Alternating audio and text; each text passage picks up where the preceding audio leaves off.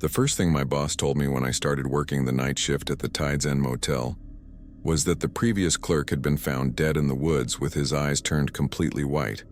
And the second thing he told me was that there were 4 rules I needed to follow if I wanted to avoid the same fate. I should have walked away right then, should have gotten back in my car and driven until Alaska was just a memory, but I had $17 in my wallet and nowhere else to go. So I stayed, and I learned that some jobs pay well for a reason. And that reason is usually because nobody else is desperate enough or stupid enough to take them. I am 28 years old, and I work the night shift at the Tides End Motel in Crescent Bay, Alaska. This place sits at the edge of town where the forest meets the rocky shore, surrounded by miles of wilderness and fog that rolls in thick as wool every night. The motel is a single-story L-shaped building with 20 rooms, a flickering neon sign that reads vacancy even when we are full, and a front office that smells like old coffee and something I cannot quite name. Something metallic and cold. I took this job 4 months ago when my life fell apart down in Seattle. Lost my apartment, lost my girlfriend, lost my direction. I saw the ad online. Night clerk needed, immediate start, good pay, housing included. The pay was suspiciously good for watching an empty motel in the middle of nowhere, but I was desperate. I called the number and spoke to a man named James, the owner. His voice was rough like gravel being crushed, and he asked me only 3 questions. Could I start immediately? Was I comfortable being alone? Did I follow instructions well? I said yes to all 3. James met me at the motel on a Tuesday afternoon in late October. He was in his 70s, tall and thin with skin like old leather and eyes that seemed to look through you rather than at you. He wore the same flannel shirt I would see him in every time after that. Red and black checkered, frayed at the cuffs. You seem like a smart kid, he said as we stood in the small office. The walls were paneled in dark wood, and a single security monitor sat on the desk showing a grid of 12 camera feeds from around the property. This job is easy. Check people in, check people out, keep the place clean, but there are rules you need to follow. 4 rules. Break them and you are on your own. Follow them and you will be fine. I nodded, trying to look more confident than I felt. James pulled out a laminated card from his desk drawer. It was yellowed with age, the edges worn smooth from handling. He placed it in front of me, and I read the 4 rules typed in faded black ink. Rule 1. Never look directly at room 217 through the security monitor between 2 a.m. and 4 a.m. If you must check that camera feed, look only at your peripheral vision. Rule 2. If a guest checks in with no luggage and asks specifically for a room on the north side, give them room 103. Do not ask questions. Do not make conversation. Rule 3. If you hear knocking on the office door after midnight and nobody is visible through the window, do not open the door. Wait exactly 5 minutes. The knocking will stop. Rule 4. Every night at 3:30 a.m., walk to room 217 and place a glass of water outside the door. Do not look at the door. Do not listen for sounds inside. Leave the water and return to the office immediately. I stared at the card for a long moment. Is this some kind of joke? James did not smile. No joke. Follow these rules exactly. I mean exactly. No exceptions, no creativity, no second guessing. You do this, you collect your paycheck, and everything is fine. What happens if I break one of the rules? His expression darkened. The last night clerk broke Rule 3. He opened the door. What happened to him? We found his body 3 days later in the woods. Coroner said it was exposure, but his eyes.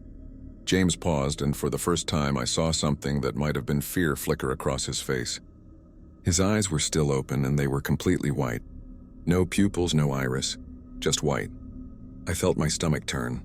Maybe I should think about this. You can walk away right now, James said. I will give you gas money to get back to wherever you came from. But if you stay, you follow the rules. All of them. Every single night. I should have left. Every rational part of my brain screamed at me to thank him politely and get back in my car. But I had $17 in my wallet, half a tank of gas, and nowhere to go. The motel came with a small room in the back, meals included, and a salary that would let me save up and restart my life in a few months. I took the job. James showed me around the property. Most of the rooms were empty. We had only 3 guests that week. An elderly couple in room 105, a traveling salesman in room 112, and someone in room 217 that James did not mention and I did not ask about. The office was my domain from 11 p.m. to 7 a.m. There was a small kitchen in the back, a bathroom, and the room where I would sleep during the day. James told me that most nights were quiet. Crescent Bay was not a tourist destination. We got fishermen sometimes, hunters passing through, the occasional drifter. The motel survived on the few regulars who knew about us and the lost souls who stumbled off Route 9, looking for a place to sleep. My first night, James stayed with me until midnight. He showed me how to use the ancient computer system for check-ins where the keys were kept, how to reset the breaker when the power flickered, which it did often. He pointed to the security monitor. "This is important," he said. "Camera 3 is room 217. Between 2 a.m. and 4 a.m. that camera will show things. Do not look directly at it. If you need to check that all the cameras are working, use your peripheral vision. Look at camera 2 or camera 4, and use the edge of your vision to confirm camera 3 is still recording. Understand? What will it show?" "Things you should not see," James said. "Things that will hurt you if you look at them directly." He left at midnight and I was alone. The first 2 hours were easy. I drank coffee, watched old movies on my laptop, and checked the monitors every 15 minutes. The motel was silent except for the wind outside and the occasional creak of old wood settling. At 1:30 a.m. I remembered Rule 4. In 1 hour I would need to walk to room 217 and leave a glass of water outside the door. I tried not to think about it. At 2 a.m. exactly, I noticed something on the security monitor. Camera 3, the feed from outside room 217, had changed. The image was darker, grainier, as if someone had placed a filter over the lens. I could see the door, the number 217 in tarnished brass, and the walkway in front of it. But there was something else, a shape, a shadow that moved at the edge of the frame. I started to lean forward to look closer, then remembered Rule 1. Never look directly. I forced myself to look at camera 2 instead, which showed the parking lot. Using my peripheral vision, I kept camera 3 in the corner of my eye. The shadow was still there, moving slowly back and forth in front of the door like someone pacing. My heart was pounding. I wanted to look directly at it to see what it was clearly, but James's words echoed in my mind. "Things that will hurt you if you look at them directly." I kept my eyes on camera 2 and waited. At 2:15 a.m. I heard the first knock. It came from the office door, 3 sharp raps against the wood. I looked up. The office had a large window that faced the parking lot, and through it, I could see the empty space in front of the door. Nobody was there. Rule 3. If you hear knocking after midnight and nobody is visible, do not open the door. Wait exactly 5 minutes. I checked my watch and stayed in my chair. The knocking came again, louder this time. 3 knocks, then silence. Then 3 more. It continued in that pattern, steady and insistent, and I forced myself to breathe slowly and count the seconds. My eyes kept drifting to the window, expecting to see someone standing there, but the parking lot remained empty. At 2:20 a.m. the knocking stopped. I waited another minute to be safe, then slowly stood up. My legs were shaking. I walked to the window and looked out. Nothing. No footprints in the thin layer of frost that had formed on the concrete. No sign that anyone had been there at all. I went back to my chair and tried to calm down. On the monitor, camera 3 was still showing that strange, dark quality, and the shadow was still there, though it seemed larger now, taking up more of the frame. I kept my eyes away from it and focused on the other cameras. At 3:30 a.m. my alarm went off. Time for Rule 4. I filled a glass with water from the kitchen sink and stepped outside. The cold hit me immediately. Alaska in November is brutal, especially at night, and the fog had rolled in thick enough that I could barely see 10 feet ahead. The motel lights created small halos in the mist, and beyond them was only darkness. I walked along the covered walkway, passing rooms 205, 209, 213. The building was silent. Even the couple in room 105 and the salesman in room 112 seemed to have vanished. I reached room 217 and stopped 3 feet from the door. The glass of water felt heavy in my hand. I could hear something from inside the room, not quite a voice, more like breathing. Deep, slow breaths that did not sound human. They sounded too wet, too labored, like something struggling to inhale through damaged lungs. Do not look at the door. Do not listen for sounds inside. I placed the glass on the concrete in front of the door, turned around, and walked back to the office. I did not run. I did not look back. I kept my pace steady and my eyes forward until I was inside again with the door locked behind me. On the security monitor, I watched through my peripheral vision as something opened the door to room 217. I could not see it clearly, only a suggestion of movement, a darkness that reached out and took the glass inside. The door closed. I sat in my chair and stared at the wall until 4 a.m., when the sky began to lighten just slightly and camera 3 returned to normal. The shadow was gone. The grainy quality disappeared. It was just a door again. James arrived at 7 a.m. to relieve me. He looked at my face and nodded. "You followed the rules," he said. It was not a question. "Yes. Good, get some sleep. Tonight will be the same." I wanted to ask him what was in room 217, what the shadow was, who or what had been knocking on the door. But something in his expression told me that those were not questions he would answer. Maybe those were not questions that should be answered. I went to my room and slept until 4 p.m., and when I woke, I almost convinced myself that I had dreamed it all. Almost. The second night was easier. I knew what to expect. The knocking came at 2:08 a.m. this time, and I waited the 5 minutes without panicking. At 3:30 a.m., I left the glass of water outside room 217 and heard the same wet, labored breathing from inside. Camera 3 showed its shadow between 2 a.m. and 4 a.m., and I kept my eyes away from it. By the end of the first week, it felt almost routine. But on the 8th night, something changed. A man checked in at 11:30 p.m. He was in his 40s, thin, with hollow cheeks and eyes that darted around constantly, as if expecting something to jump out at him. He had no luggage. Not a backpack, not a duffel bag, nothing. "I need a room," he said. His voice was rough, urgent. "North side. I need to be on the north side. Rule 2. If a guest checks in with no luggage and asks specifically for a room on the north side, give them room 103. I pulled up the computer and checked him in without asking questions. "Room 103, I said, handing him the key. "That will be $60 for the night." He paid in cash, crumpled bills pulled from his jacket pocket. His hands were shaking. "Do not ask questions. Do not make conversation." I processed the payment in silence and slid the key across the desk. He grabbed it and left without another word. Through the window, I watched him walk quickly to room 103, unlock the door and disappear inside. At 2 a.m. the knocking started, but this time it was not on the office door. It was on the door to room 103. I watched through camera 5, which covered the north side of the building. The man inside must have heard it too because the light in his room was on, and I could see his shadow moving behind the curtain. The knocking continued. 3 raps, pause, 3 raps, pause. Then I heard him scream. It was not a scream of pain. It was a scream of absolute terror, the sound of someone who has seen something that breaks their mind. It cut through the night and made my blood freeze. I stood up, not sure what to do. Rule 2 did not say what to do if something happened. It just said to give them room 103 and not ask questions. The screaming stopped. On the monitor, I saw the door to room 103 open. The man stumbled out, but something was wrong with the way he moved. His body was jerking, twitching like a puppet with tangled strings.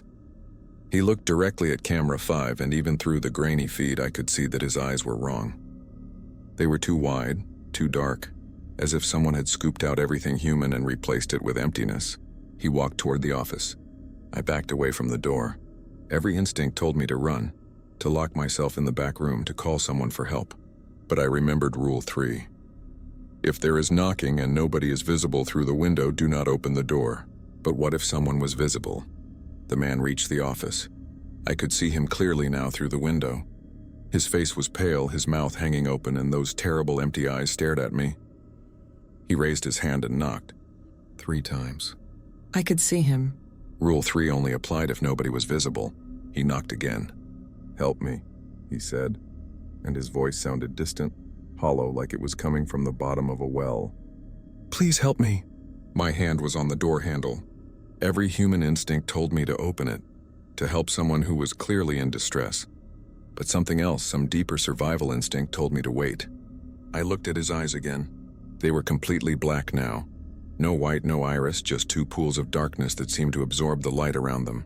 And I realized that whatever was standing outside the office was not the man who had checked in earlier. I stepped back from the door. "Please," the thing said, and now I could hear something else beneath its voice, something that hummed and buzzed like insects. "Let me in." I returned to the desk and sat down, forcing myself to look at the security monitor instead of the window. On camera 1, I could see the thing standing at the door. But from that angle, I could see something I had not noticed before. It was not standing on the ground. It was hovering, its feet suspended about 3 inches above the concrete. The knocking continued for 5 minutes, then stopped. I looked up. The thing was gone. On camera 5, I could see the door to room 103 was closed again, the light inside off. Everything looked normal. At 3:30 a.m., I took the glass of water to room 217 with shaking hands. When James arrived at 7 a.m., I told him what had happened. He listened without interruption, then nodded slowly. "You did the right thing."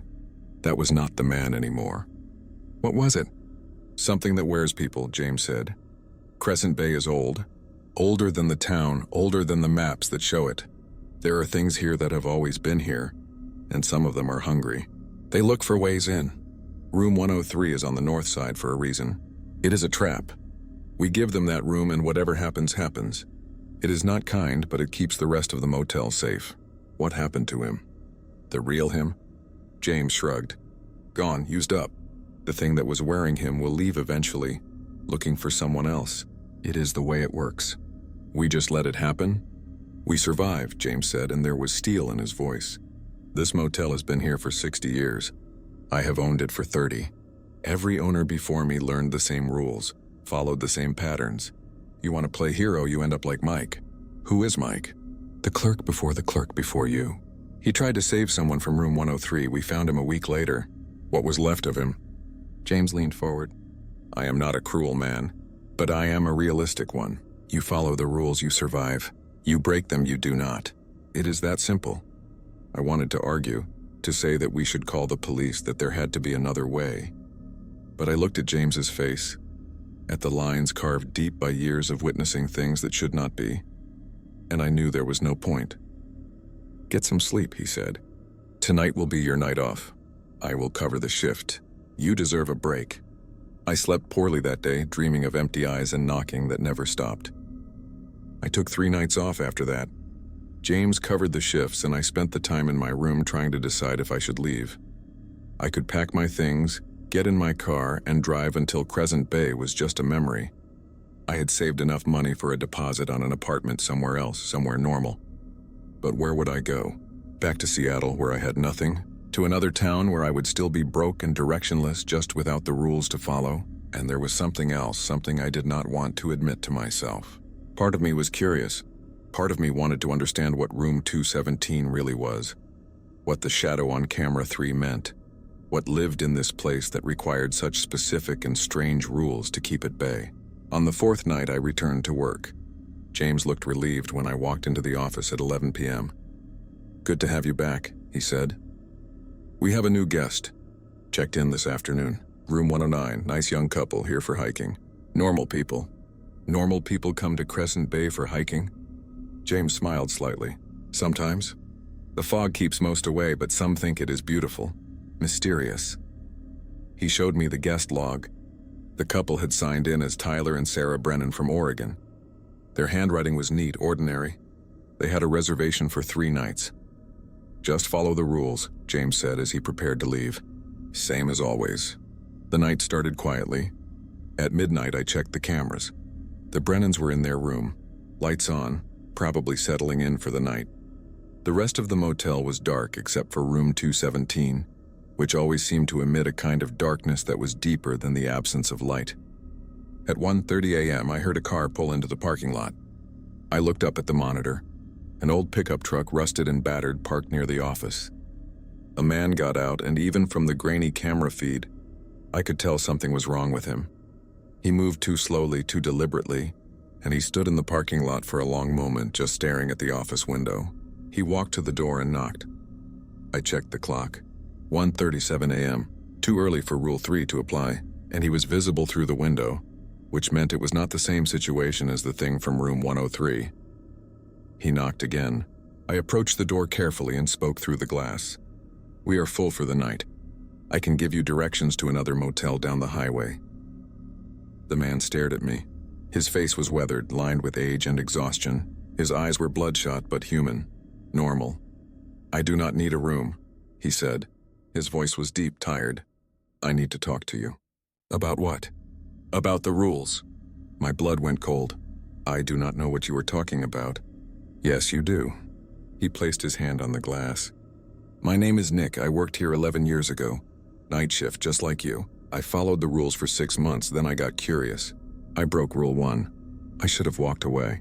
I should have ignored him and gone back to my desk. But I needed to know. What happened? Nick's expression darkened.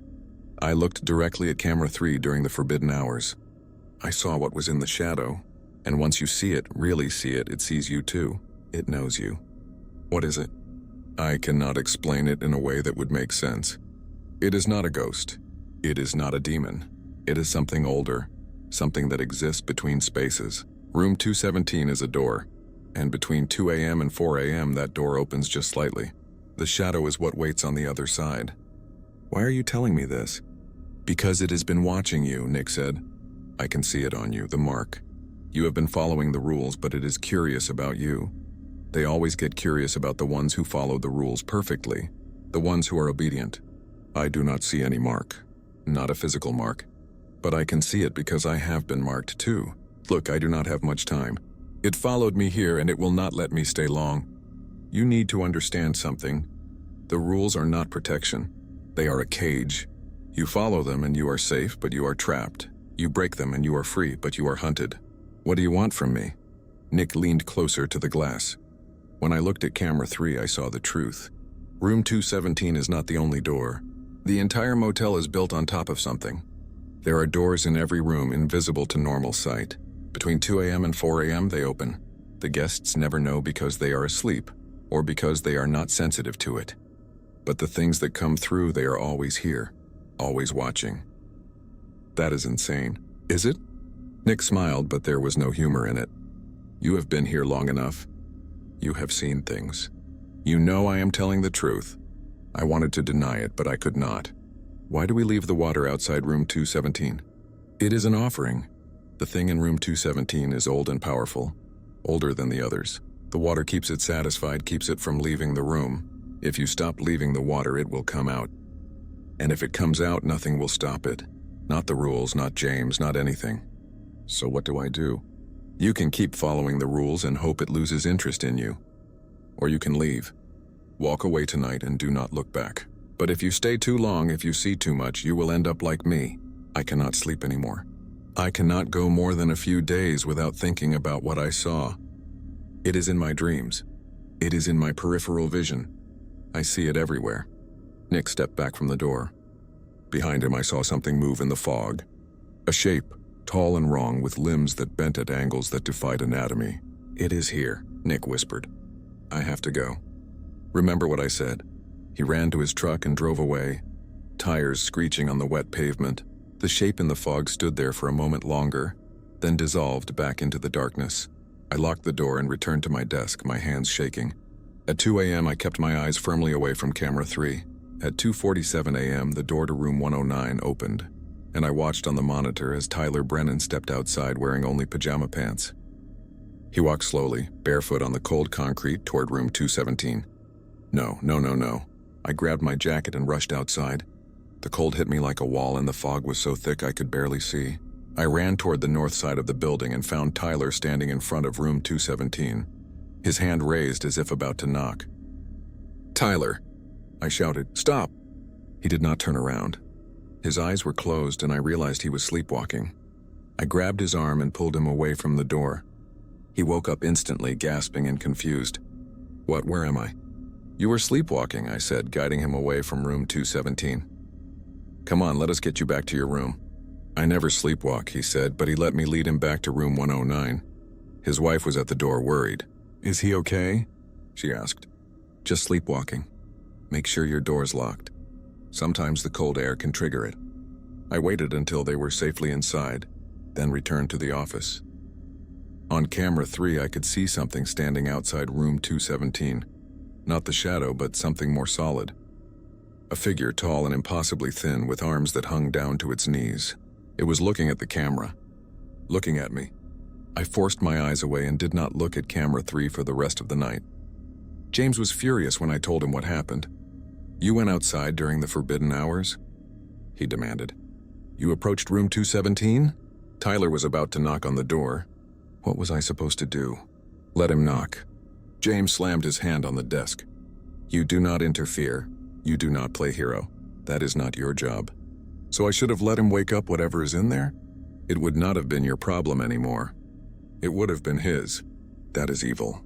James took a deep breath and sat down. When he spoke again, his voice was calmer but no less serious. You do not understand. The rules exist because they are the only things keeping us alive. Every time someone breaks them, even with good intentions, bad things happen. You think I made these rules? I inherited them from the owner before me, who inherited them from the owner before him. They are written in blood and experience. Nick came by last night. He told me things. James's expression changed. Nick Lawson? Tall guy, scar on his left cheek? I do not know about a scar, but he said he worked here 11 years ago. He did. And he looked at camera 3 directly. Do you know what happened to him? He started seeing things everywhere. Lost his job, his family, his mind. Last I heard, he was living in his truck, driving from town to town trying to escape something that only he could see. He seemed lucid when he talked to me. For now. But it is eating him from the inside. The more you interact with these things, the more they interact with you. You saved Tyler Brennan, and now you are on their radar. They know you broke the pattern. They know you interfered. What does that mean?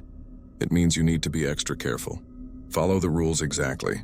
No deviations, no exceptions, and hope they lose interest.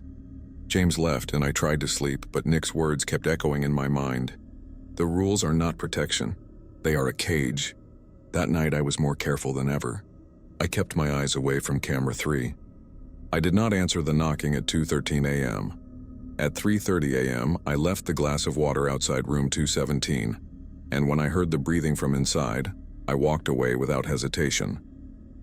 But at 3:47 a.m., something new happened. The phone rang. We had an old landline in the office, mostly for guests to call the front desk from their rooms. It rang so rarely that the sound startled me. I picked it up. Hello, Tides End Motel. Silence. Then very faintly breathing. The same wet, labored breathing I heard from inside room 217. Hello? I said again. Why did you interfere? The voice was wrong. It sounded like multiple voices speaking at once, overlapping and discordant. Why did you take him away? I slammed the phone down. It rang again immediately. I did not answer. It rang 15 times, then stopped. On the monitor, I saw the door to room 217 was open. Not just unlocked, but wide open, revealing darkness inside that seemed absolute. No light from the parking lot lamps penetrated it. It was like looking into a void. The glass of water I had left outside was gone. Something moved in that darkness. Something large. I grabbed the laminated card with the rules and read it again, desperate for guidance.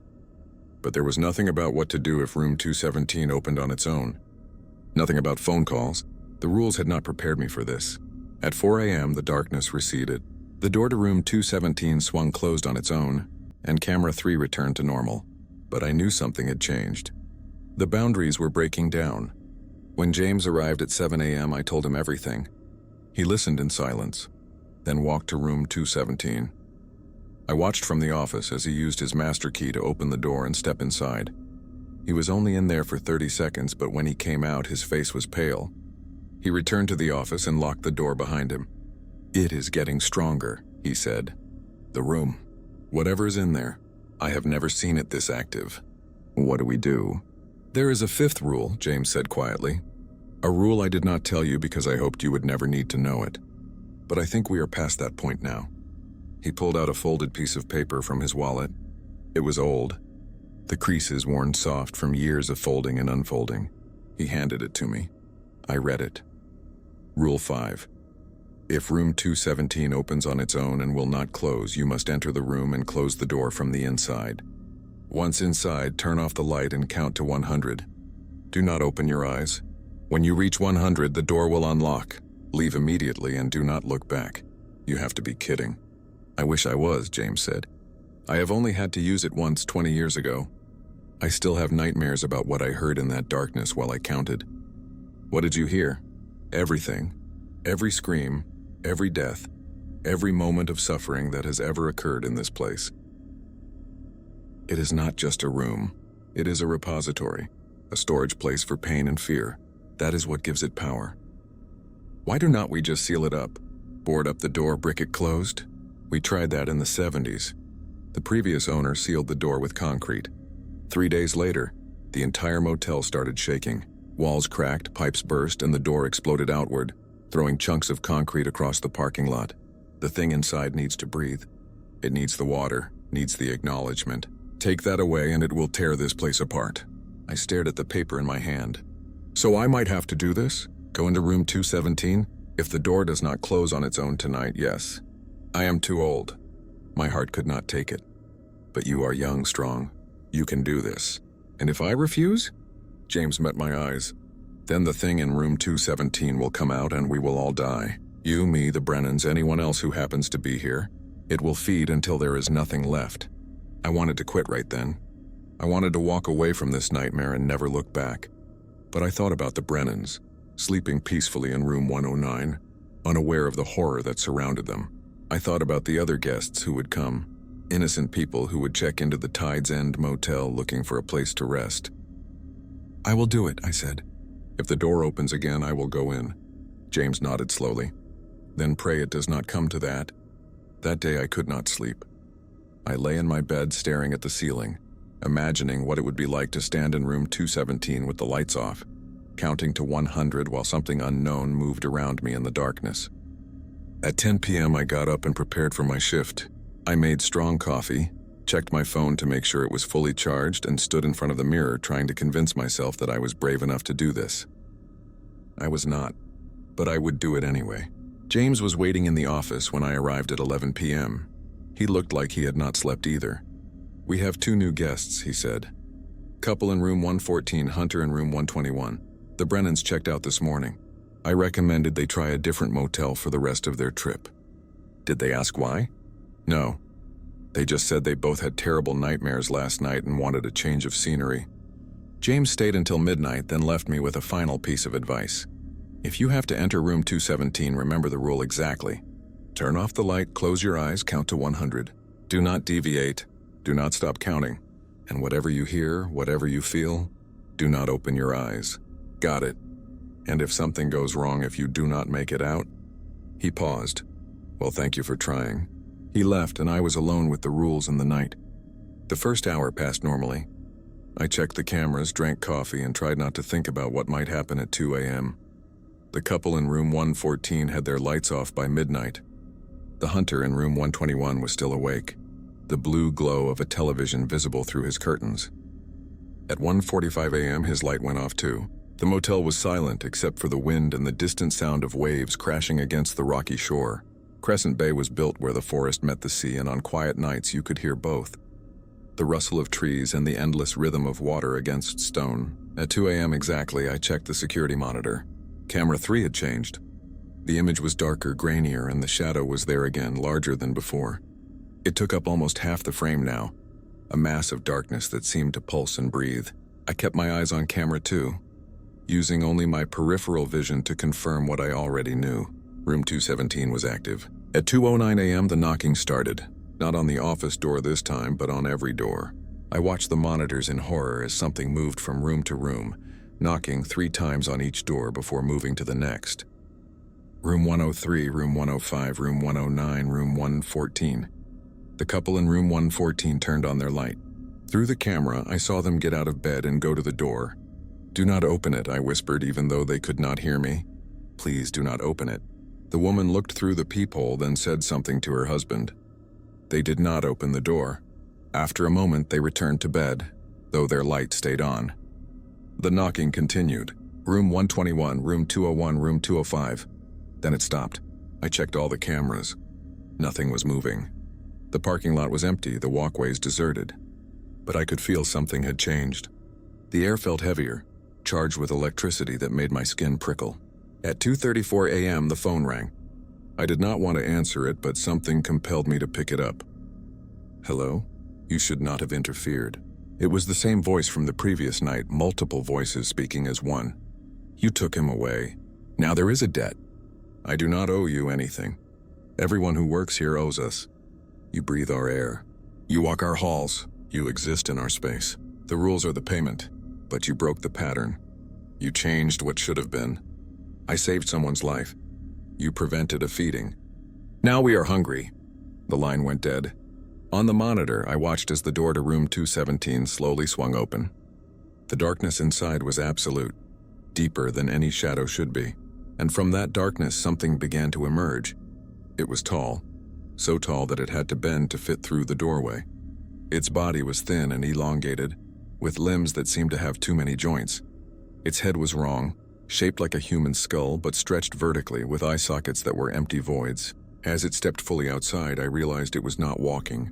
It was floating, drifting along the walkway like smoke. It moved toward the office. I stood up, my heart hammering. This was not part of the rules. This was not supposed to happen. The door had opened on its own, which meant I needed to follow Rule 5, but the thing was already outside. Could I still go in? Would it work? I grabbed the laminated card and reread Rule 5. It did not say what to do if the thing left the room. It only explained how to close the door if it opened. The creature was getting closer. On camera 1, I watched it drift across the parking lot. It moved with terrible purpose, its empty eye sockets fixed on the office window. I had seconds to decide. I unlocked the office door and ran outside, sprinting along the covered walkway toward room 217. Behind me, I could hear something that might have been wind or might have been breathing, rapid and close. I did not look back. I reached room 217 and plunged through the open doorway into darkness. The temperature dropped instantly. It was not just cold, it was the absence of heat, a void where warmth could not exist. I fumbled for the light switch by the door and found it, flipping it down to turn off the overhead light. Total darkness enveloped me. I closed the door and heard it click shut. Now came the hardest part. I closed my eyes even though it made no difference in the absolute blackness and began to count. 1, 2, 3. The darkness around me felt alive. I could sense movement, hear whispers in languages I did not recognize. The air was thick, hard to breathe, like trying to inhale syrup. 10, 11, 12. Something touched my arm. Not a hand, but something cold and wet that slithered across my skin. I wanted to scream, wanted to open my eyes and run, but I forced myself to keep counting. 20, 21, 22. The whispers grew louder. I could make out words now, fragments of sentences. Stay with us. You belong here. Open your eyes and see. 30, 31, 32, I felt breath on my face. Hot and fetid, smelling of decay and something chemical. Whatever was breathing on me was inches from my face. We have been so hungry, it whispered. So very hungry. 40, 41, 42. Something grabbed my shoulders. Cold fingers, too many of them, pressing into my flesh. I could feel them through my jacket, through my shirt, against my skin. They did not hurt, but their touch was wrong. Fundamentally wrong in a way that made my stomach turn. 50, 51, 52. Look at us, a voice said. It was a child's voice, innocent and pleading. Please look at us. We are so lonely. I kept my eyes shut. I kept counting. 60, 61, 62. The floor beneath me felt like it was shifting, tilting. I lost my balance and fell to my knees, my hands touching something wet and warm. It felt like mud, but it pulsed beneath my fingers like living tissue. 70, 71, 72. You cannot leave, the multiple voices said. This is your home now. You have entered freely. You are ours. 80, 81, 82. I could hear screaming now, not from the things around me, but from somewhere distant. Screams of agony and terror that seemed to come from the walls themselves. James had been right. This room was a repository of suffering. 90, 91, 92. The cold hands released me. The whispers faded. The air became easier to breathe. 98, 99, 100. I opened my eyes. I was standing in a normal motel room. There was a bed with a floral comforter, a small TV on a dresser, a bathroom with the door half open. The light was off, but dawn light was beginning to seep through the curtains, giving everything a gray, washed-out appearance. I looked down. My hands were clean. The floor was normal carpet, not the pulsing tissue I had felt. But I could still feel where those cold hands had gripped my shoulders, and when I pulled down my collar to check, I saw marks. Dark bruises in the shape of fingers, too many fingers, arranged in a pattern that could not come from any human hand. I tried the door handle. It turned. I stepped out into the early morning light and closed the door behind me. It latched with a soft click. The parking lot was empty. The creature that had been approaching the office was gone. On the walkway, outside room 217, the glass of water I had left the previous night was still there, untouched. I walked back to the office on shaking legs and locked the door behind me. I sat at the desk and stared at the security monitor. Camera 3 showed room 217, door closed, looking completely ordinary. At 7 a.m., James arrived. He took one look at me and knew. "You went in." The door opened, that thing came out, I did not know what else to do. James walked around the desk and put his hand on my shoulder. For the first time since I had met him, his expression was something other than stern. He looked sad. Tired. "You did well," he said quietly. "You survived. Not everyone does." "What was that thing? The one that came out?" "A part of what lives in room 217. It has many parts, many forms. You saw one of them. The room itself is something else. Something larger." I heard screaming, I heard voices. They said the room was a repository. It is. Every death that has occurred at this motel, every moment of fear and pain, it all flows into that room. That is what gives it power. That is what makes it dangerous. We feed it water to keep it satisfied, but what it really feeds on is human suffering. Then we need to destroy this place. Burn it down. End it. James shook his head. If we destroy the motel, the thing in room 217 does not die. It just becomes free. Right now it is contained, bound by rules and rituals that have kept it locked away for decades. You break those bonds, and it will spread. Crescent Bay will become uninhabitable, maybe the entire region. So we are prisoners. We are trapped here, following the rules, feeding this thing. We are survivors, James corrected, and we protect everyone else by keeping it contained. I wanted to argue, but I was too exhausted. I went to my room and collapsed onto the bed. I slept for 14 hours straight, and when I woke, it was dark again. Time for another shift. 3 weeks passed. I followed the rules exactly. No deviations, no exceptions. The knocking came every night between 2 a.m. and 4 a.m., sometimes on the office door, sometimes on guest room doors. I never opened. I left. The glass of water outside room 217 at 3:30 a.m. every night, and every morning it was gone. Camera 3 showed its shadow during the forbidden hours, and I never looked directly at it. Guests came and went. A family with 2 young children who spent 3 days exploring the nearby forest. An elderly man who came every year to fish in the bay. A woman traveling alone who spent most of her time in her room, writing in a notebook. None of them knew what lived in room 217. None of them knew about the rules. I started to feel like I was living in 2 worlds.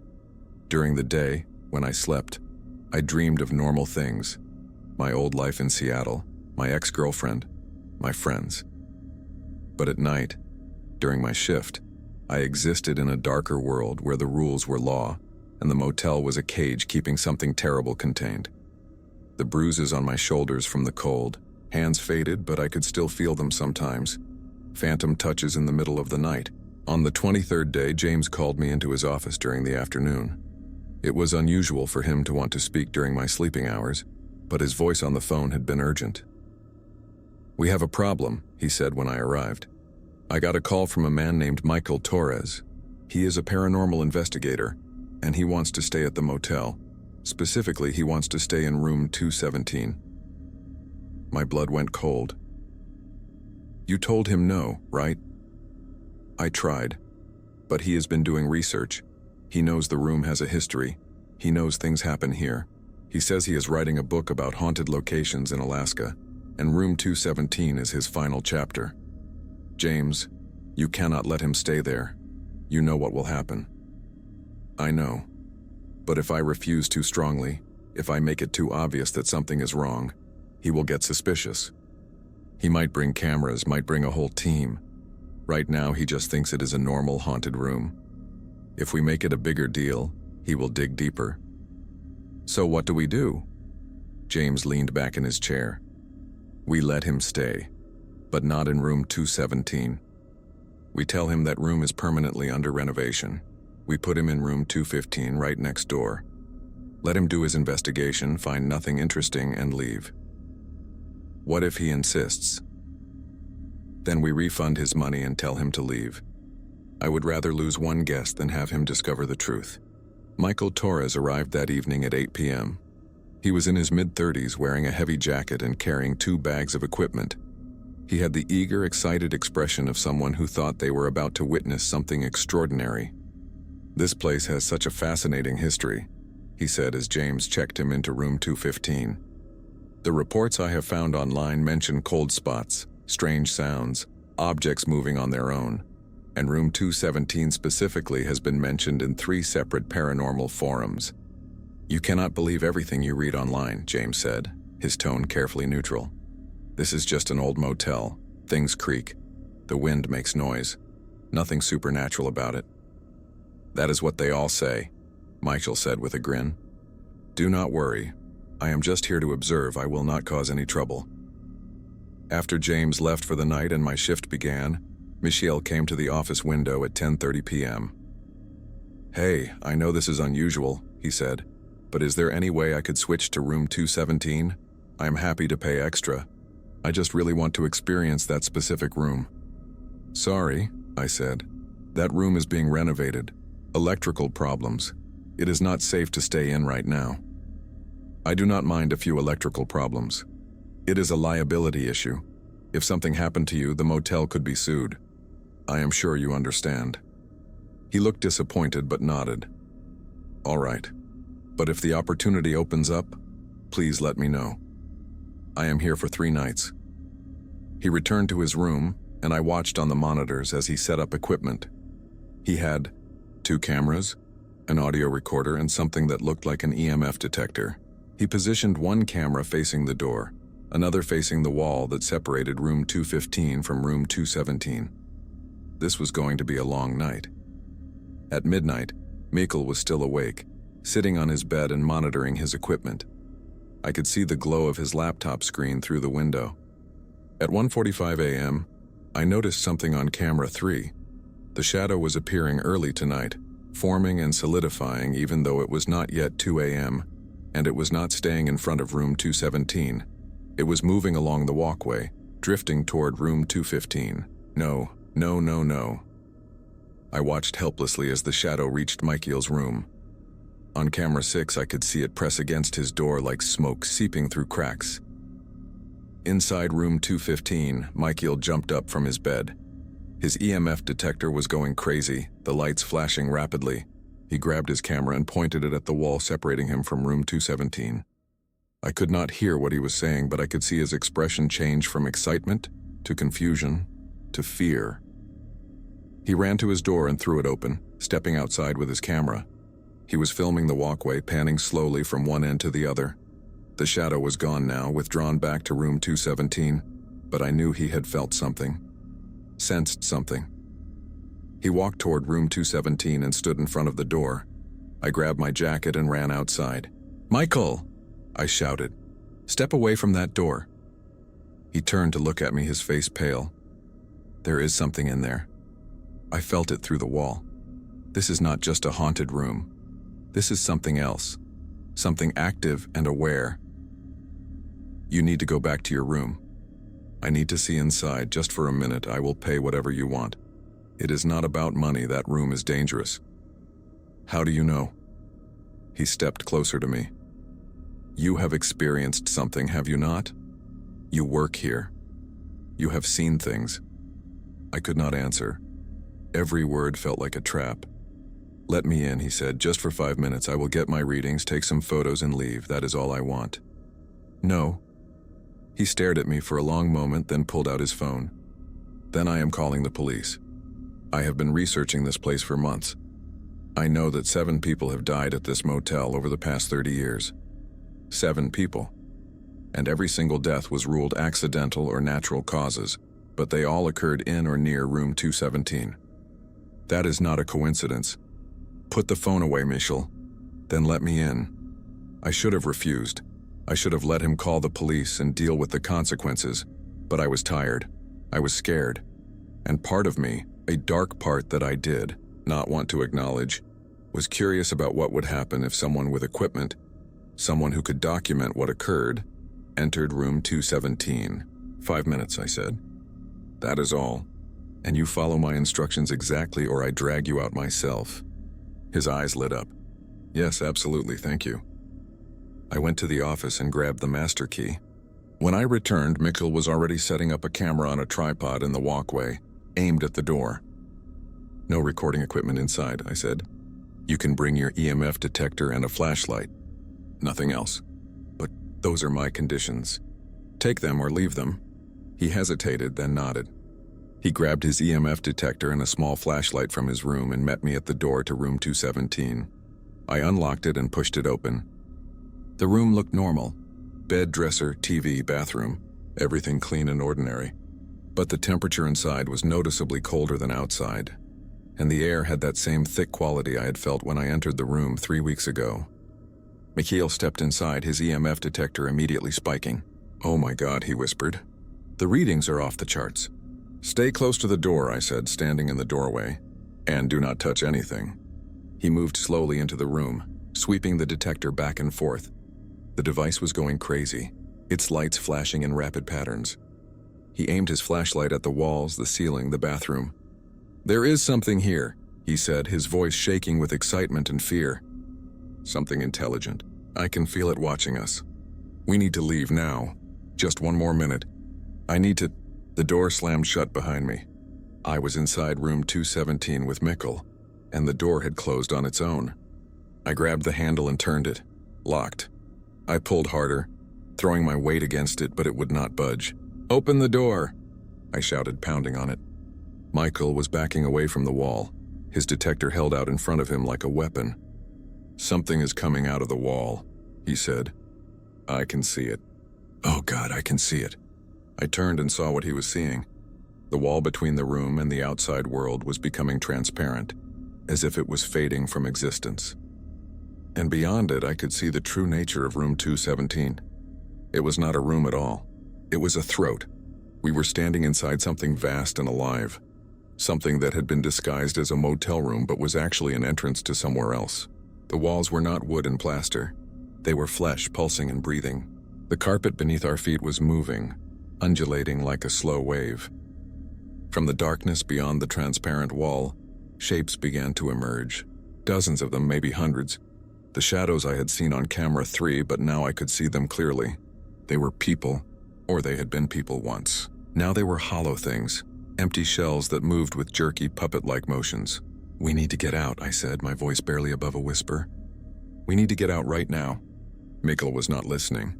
He was staring at the shapes, his detector forgotten in his hand. They are the people who died here, he said. The 7 deaths. They are still here. They never left. One of the shapes pressed against the transparent wall from the other side. Its face was pressed flat against the barrier, features distorted. But I recognized the eyes, empty white eyes with no pupils or iris, just like the man from room 103. Michael, we need to do the ritual, the counting ritual. Close your eyes and count to 100 with me. What? No, I need to document this. This is incredible. Close your eyes. But he would not. He stood there, transfixed, as more shapes pressed against the wall. The barrier was weakening, becoming more and more transparent. Soon it would disappear entirely, and those things would be able to reach us. I ran to the light switch and turned it off, plunging the room into darkness. Then I closed my eyes and started counting. 1, 2, 3. I heard Michel scream, not a scream of pain, but of pure terror. He had seen something in that moment before the lights went out. Something that broke his mind. 10, 11, 12. His screaming stopped, replaced by a wet gurgling sound. 20, 21, 22. I felt something brush against me. Something that was not Michael. 30, 31, 32. Cold hands grabbed my arms, my legs, my throat. They pulled at me, trying to drag me away from the door. 50, 51, 52. I kept counting, even though I could feel myself being lifted off the ground. Even though I could feel breath on my face and whispers in my ears. 70, 71, 72. The hands released me. I fell to the floor, landing hard on my knees. 90, 91, 92. The whispers faded. The air warmed slightly. 98, 99, 100. I opened my eyes. I was standing in the motel room again, lights still off but gray dawn light coming through the curtains. The walls were solid. The floor was carpet. Everything looked normal, except for Michael. He was lying on the floor near the bathroom, his body twisted at an impossible angle. His eyes were open, staring at nothing, and they were completely white. I ran to the door. This time it opened. I stumbled outside and vomited into the bushes beside the walkway. When I could breathe again, I pulled out my phone and called James. "There has been an accident," I said. "Room 217, you need to get here now." The police ruled it a heart attack. Michael Torres, 34 years old, died of sudden cardiac arrest while staying at the Tides End Motel. His equipment showed nothing unusual. His cameras had failed to record. The EMF detector was found next to his body, completely dead despite having fresh batteries. No one asked questions. In Crescent Bay, people knew not to ask too many questions about the Tides End Motel. James closed the motel for 3 days after that. He said it was for renovations, but really it was to give us both time to recover. On the 4th day, he called me into his office. "I am going to sell the motel," he said. "I am too old for this. I have spent 30 years following these rules and I am tired. The next owner will inherit the rules just like I did, but it will not be my problem anymore." "Who would buy a place like this?" "Someone desperate. Someone like you were when you showed up 4 months ago. There is always someone." "What about me?" "What happens to me?" James looked at me with sad eyes. "That is your choice. You can leave now, take the money you have saved, and try to forget this place. Or you can stay, become the new owner. Learn all the secrets, not just the 4 rules. There are more rules. 16 more. The 4 you know are just the beginning. The deeper you go, the more you understand about what this place really is, about what Crescent Bay really is. Why would I want that? Because knowing is better than wondering. Because leaving means you will spend the rest of your life looking over your shoulder, waiting for something to find you. The motel marks everyone who works here. You felt it already. The cold hands on your shoulders. The whispers in quiet moments. Once you are marked, you are never really free. Then what is the point, if we are trapped either way? Purpose, James said. I have spent 30 years protecting people from something they do not know exists. That means something. That matters. You saved Tyler Brennan. You tried to save Michiel even though he would not listen. Those lives matter. I left his office without answering. That night I worked my shift.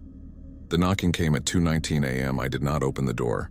At 3:30 a.m. I left the glass of water outside room 217. The shadow appeared on camera 3, and I kept my eyes away from it. Everything according to the rules. At dawn I packed my belongings into my car.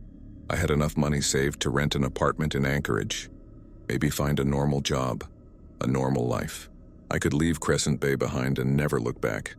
But as I sat in my car with the engine running, I looked at the motel, at room 217 with its closed door and dark windows, at the other rooms where innocent guests would stay, unaware of what lived in the building with them. I thought about the rules. 4 rules that kept the darkness contained, 16 more that I did not know. A whole system designed to protect people from something ancient and terrible. I turned off the engine. I went back inside and found James in his office. "Teach me the rest of the rules," I said. "All of them." "I will stay." James nodded slowly. "Then sit down. This will take a while." And so I learned. I learned that room 103 was not the only trap. Rooms 103, 109, 115, and 217 all serve specific purposes.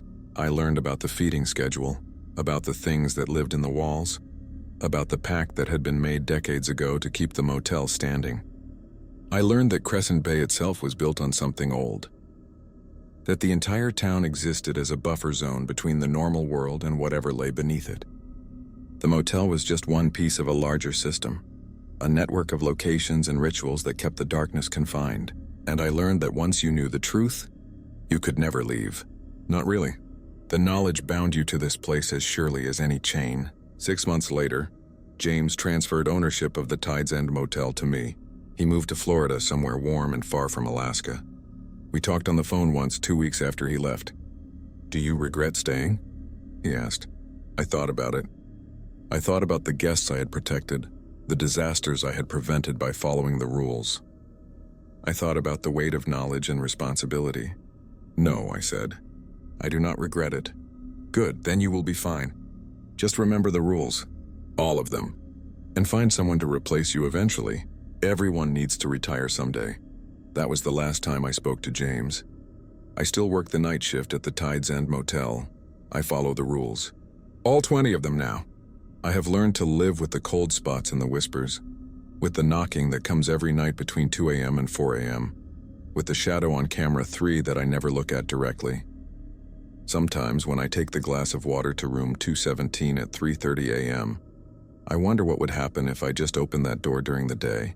If I looked inside when the room was dormant and ordinary, would I see a normal motel room, or would I see the truth that hides beneath? But I never do, because I know that some truths are not meant to be seen. I am 28 years old, and I work the night shift at a motel in Crescent Bay, Alaska, and I will probably die here, following the rules keeping the darkness at bay. But that is all right, because someone has to do it. Someone always has to do it.